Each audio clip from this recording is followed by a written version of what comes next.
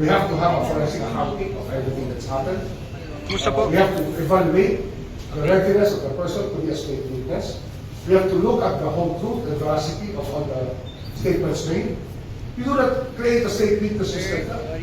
It doesn't happen that way, that because somebody asks you and you're good friends, that it will happen. Hi, sir. It has to go through a process of evaluation.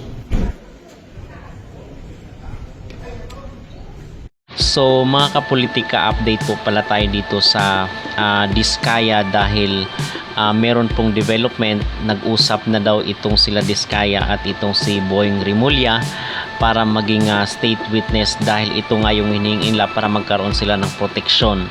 So kahapon ay muling bumalik itong mag-asawa dito sa DOJ.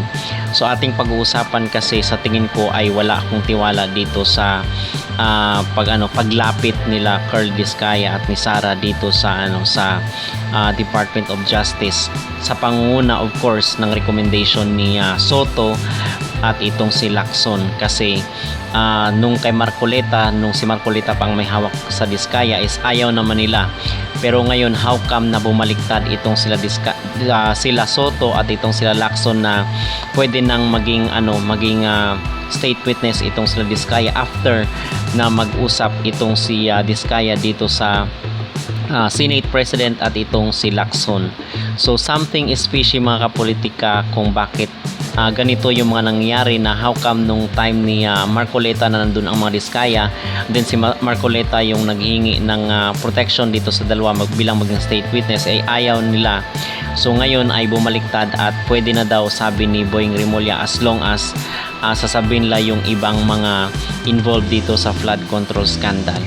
So tayo ay may duda tayo dito na i-filter na naman nila yung mga pangalan na lalabas na kakasuhan at wala doon yung mga inaasahan natin na malalaking isda. So wala talaga akong tiwala dito mga kapolitika sa pakikipagsundo nila Diskaya dito kay Boying Rimulya at kay Lacson at Soto. At bakit natin nasabi na something is not right dito sa pakikipag-deal ng Diskaya kay Soto, Lacson at kay Boying Rimulya? Unang-una yung sinabi nila Diskaya na kinakailangan lang sumabay sa sistema. So hindi kaya itong pakikipag-alyansa, pakikipag-deal, pakikipag-usap, pakikipagsundo ng mga Diskaya kay Lacson at Soto ay susundin lang din nila kung ano yung sistema nila Boying Rimulya na magbibigay sila ng script kunwari doon at yun ang babasahin at yung mga inaasa natin na mga pangalan na supposed to be is matumbok ay hindi masasama doon sa mga inaasahan natin. So wala pa ring mangyaring hustisya dito mga kapolitika kung ganito pa rin dahil alam naman natin yung sinasabi nila na kinakailangan lang sumakay sa sistema. So hindi kaya yon na naman ngayon ang ginagawa ng mga Diskaya para absuelto sila at or else mapababa yung sentensya sa kanila.